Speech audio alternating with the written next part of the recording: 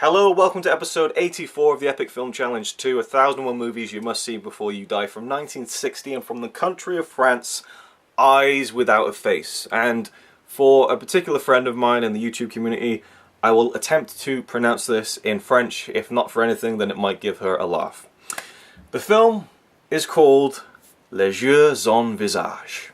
There we go. Eyes Without a Face. I just love the French title, especially Visage for face. It's a really cool, I just like the way it rolls off the tongue. And it's said a few times throughout the movie itself. This is a body horror film, and it's weird the way this has worked out because the last video was The Fly, which is very much a body horror film. This, I feel like, is a body horror film, and the next film in this video series will be kind of a body horror film. And there's a theme through these three movies that I'm sitting in the middle of right now in this challenge that is about what you really shouldn't do with the human body, or the human body being mutilated and changed into something else that is unnatural. This film is directed by Franju. I've not heard of the director before. I'm not sure if he's done anything else that's quite as popular or as well known as this film. Eyes Without a Face is seen as kind of a horror classic, I suppose, especially in European cinema, and I've heard about it for many years. I will always hear that title and it always catches my attention. Eyes Without a Face. Most notably, probably, that other people might have heard of it if they haven't seen it, is how John Carpenter said that he was maybe a little bit inspired by the look of this film when it comes to Michael Myers in Halloween, and he said it might have had something to do with that old movie, Eyes Without a Face. Starring in this film, we have Edith Scob as Christiane, who is a woman who has eyes, but yet she is without a face. And her father in the film, Dr. Genesier, is played by Pierre Brasseur. And then we have probably the third main character of the film, Louise, who is the assistant of Dr. Genesier. And her name's Louise, I just said, but the actress's name is Alida Valli, who's an Italian actress as far as I'm aware, and Wikipedia will guide me through and say that yes, she was an Italian actress, and she appears in the film that I'll be reviewing in episode 86, I believe. And I didn't mention her by name, but she's great in that film, and she's great in this film. What was her name again? Was it Alida Valli? Great Italian actress. I really enjoyed her in this film. In fact, I think she gives perhaps the best performance in this film because she has a couple of really emotional moments, particularly her final moment in the film, which I thought was a brilliant...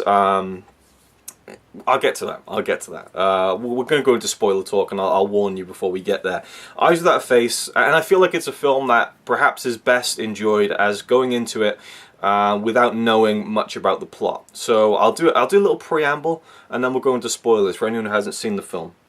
So we have this character of this girl who has a mutilated face, and she wears this stark white mask, and all you can see are her eyes. And it's a credit to the actress Edith Scob, I think, because she has to convey her character through two little balls, you know, just her eyes, you know, and I guess her body too, the way that she moves, but it's really, most of the time you're seeing her face in fairly kind of close-up detail, and it's the eyes that really sell what this character is going through and why she's going through it. And we have the Dr. Genesier, who is a scientist who is working on transplanting things from body to body. And he has kind of ruled, you know, he gives this talk at the beginning of the film to the public saying that, you know, you can't really put someone into another body, it's just impossible. He's been trying to work on it, he experiments on dogs and things like that, but he can't get it to work, you know.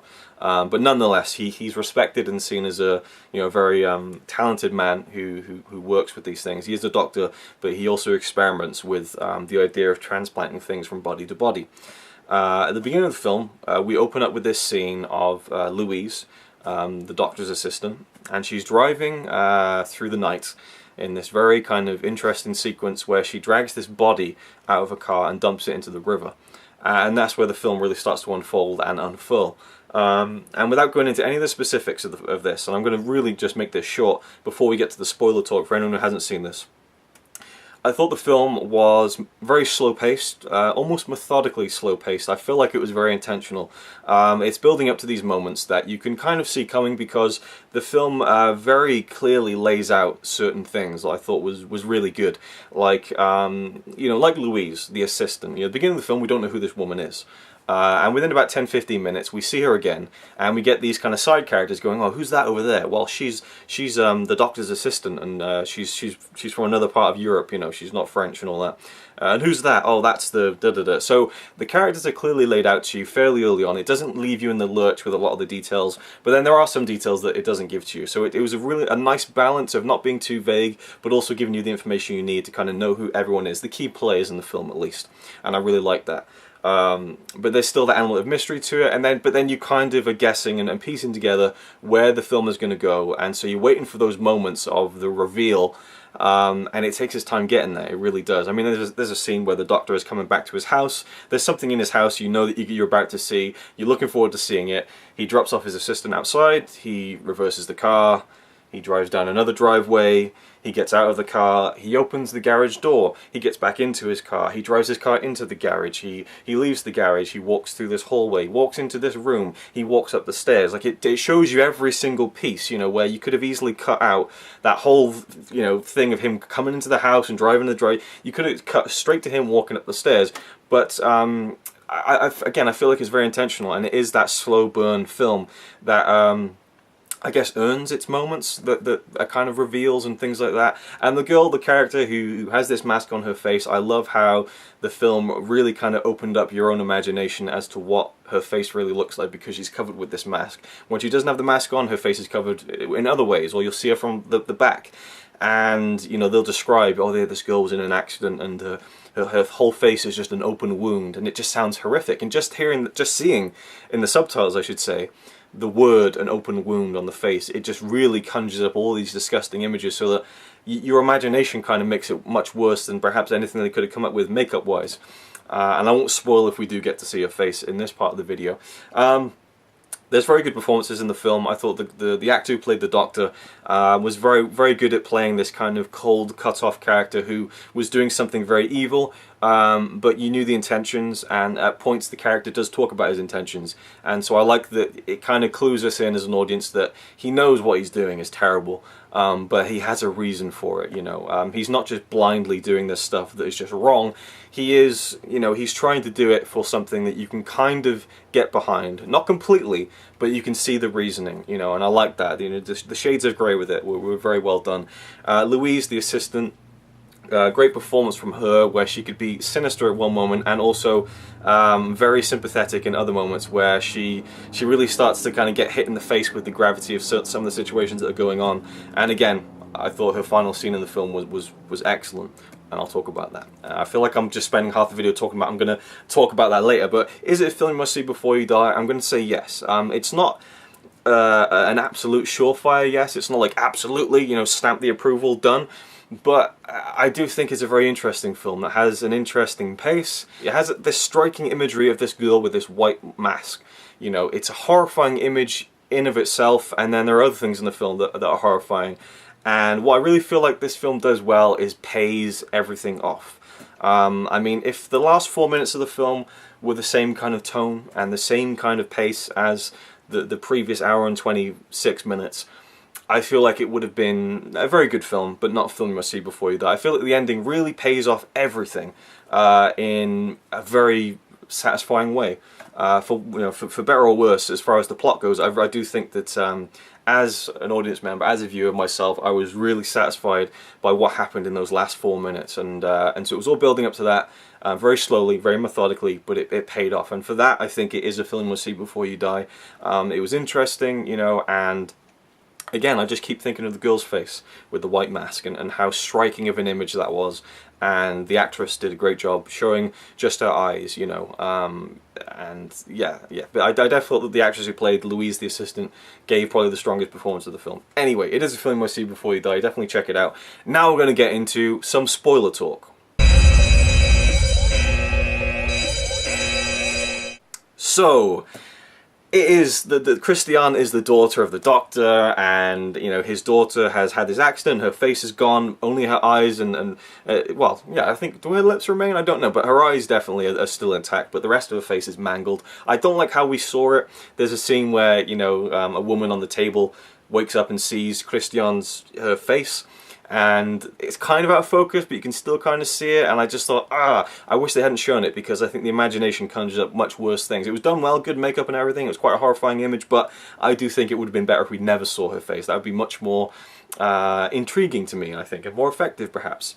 And so this doctor is taking in young girls who have similar kind of builds and faces as his daughter, cutting their faces off, and then, you know, disposing of them. You know, sometimes, you know, there's one girl who kills herself, so they have to bury her. There's another girl who I guess we just assume was bumped off at the beginning of the film.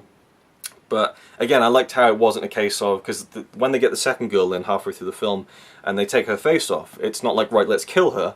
The doctor's like, I don't know what to do with her yet, just leave me alone. So again, it's not completely 100% cold-hearted, but it's still about 95% cold-blooded and ruthless, you know. But he's doing this for his daughter. He wants his daughter to feel normal again, to have a face again. Now he's kind of orchestrated it so that his daughter is dead now, as far as the public is concerned. The death certificate is there. That's the first scene we see Christian in, is that we see her, you know, burying her face in these pillows, and she's just opened the death certificate. That's the first time we see the character. She's already confronted with her own death, as far as the public is concerned. So a character goes through all these emotions and things, and her fiancé is out there and she loves him, but she can't say anything to him. All these things go through her head, but we can only see her eyes, really, and the performance is very minimal, but I loved how it progressed, especially towards those final moments when she kind of takes things into her own hands and realizes that she has to break free of what her father's imposing on her. And also you have to wonder about her father, like, is he really doing it just for her, or is he also doing it to satisfy his own ego? Because he's always talking about how he's trying to succeed with this transplant, and maybe he's thinking a bit too much about his own kind of skills as a surgeon and as a scientist and all these things, and whether or not he's treating the dogs that he experiments on very well. You know, there's a great scene where Christian is it Christian? That is her name. I don't know if that's how you pronounce it, because it feels like I'm saying it, and it sounds like a guy's name. But the girl, she goes into the dog pen and she's smoothing all the dogs and kind of, you know, cuddling them and stuff, and I thought it was a really nice scene. And then it pays off at the end when she releases the dogs, and the doctor kind of gets his just desserts by having his face eaten off, basically. Very affecting, powerful scene with the dogs just ravaging him. Very well done. I like the hope that none of the dogs were really that distressed doing it, but all they're really doing is just kind of tussling around and biting at probably a padded suit. So it wasn't really that bad in terms of the animal stuff, which I always talk about. And I thought the final image of her walking out of the pen, you know, out into the world with these white doves kind of symbolizing her freedom, and maybe you know, perhaps, you know, her embracing herself as who she is with this face, though she keeps the mask on, and the doves flying out and stuff. Very interesting how they ended the film. And like I said, Louise, the assistant, when she gets stabbed in the throat by the scalpel, it's a very shocking moment, and you see her with the throat, with the scalpel in her throat, and she's just like, and that's the last word of the film. She says, "Why? Why?" And she staggers against the back of the wall, and tears just drop out of her eyes, and then she falls down and dies. It's just I think it's one of the best death scenes I've ever seen, because while it may be a bit theatrical when she finally goes like that, just the look in her eyes as she realizes what's happened to her, and that this girl is killed her, basically. No coming back from a scalpel to the throat. Well, maybe there is, but, you know, as far as the film's concerned, and just the tears just seem so genuine. You know, it wasn't like the typical kind of movie tear where you can tell someone's letting it roll down the cheek. Like it's just shock and emotion, and a scalpel striking her. You know. And yeah, and there's other characters in the film, you know, and I like there's a scene where they're kind of trying to seduce this one girl into coming over so they can take her face off, and that's probably the most shocking part of the film, when they drug this girl and they cut her face off. And that's one thing I'll say that is not a bad thing, but a criticism. It looked very sloppy. You know, we see her face, and kind of the towel is around the frame of her face, and the doctor kind of draws a very rough pencil outline around her face, uses a scalpel to cut all the way around, and it just looks so sloppily done. As someone who's a surgeon, you would expect absolute precision. Then he cuts around the eyes, and it just looks so wobbly, and, you know, even the eyes aren't completely cut, and it felt a bit too rough and rushed to me. I felt like they could have done a better job with that in terms of the makeup. But then, holy shit, you start seeing him cut the face off. I was squirming like a motherfucker. I mean, I get queasy over some stuff like that, but seeing, and it was a very realistic face puppet, whatever. cutting, the you know, the lips coming. Oh, that's horrible, disgusting. You know, ugh, I thought, hey, it's the '60s. They're not going to show that. They're not going to show that. They're showing it for that. I was literally doing that. I was literally lying on the couch and making noises like, hey, and yep, you're still coming off. Like, I'm not exaggerating. I was actually doing that out loud because I was so uncomfortable. You know, great job making a fake face look that realistic, but when I'm seeing the face get loosened with the scalpel cutting around it, ugh, disgusting. So there we go, Eyes Without Face. I've rambled on far too long. I thought I could do this quickly, but I really did enjoy it. And just the idea of transplanting a face onto another face. We do get to see the actress Edith Scob as Christian. We get to see her with her real face for a brief scene, you know, where it seems like everything is going to be okay, you know, apart from the fact that these girls have been killed and their faces taken. But I liked how we got to see her with her face at least once, and it was, you know, there wasn't much expression on her face, and I felt like that was intentional and kind of heartbreaking to see, because she has this face, but, you know, what can she really do now? You know, she's dead to the world. She's dead to her fiancé, and her father says, well, we'll tell your fiancé, he'll understand, and, you know, he loves you very much, so you two can get back together. But very quickly, he realizes that the transplant hasn't gone down perfectly, and he says, I failed. And then we see kind of a photo montage of her face deteriorating. It has to be taken off, and we're back to square one. And she's utterly distraught, obviously. But yeah, the final scene of the film, from the moment where she kills the assistant with the scalpel, releases the dogs, releases the doves, and walks out as her father has been mauled by the dogs. It's a very striking ending for a film with a very striking central image, which is that girl with the white face mask. I really enjoyed it, and probably is a film that you should see before you die. Thank you for watching.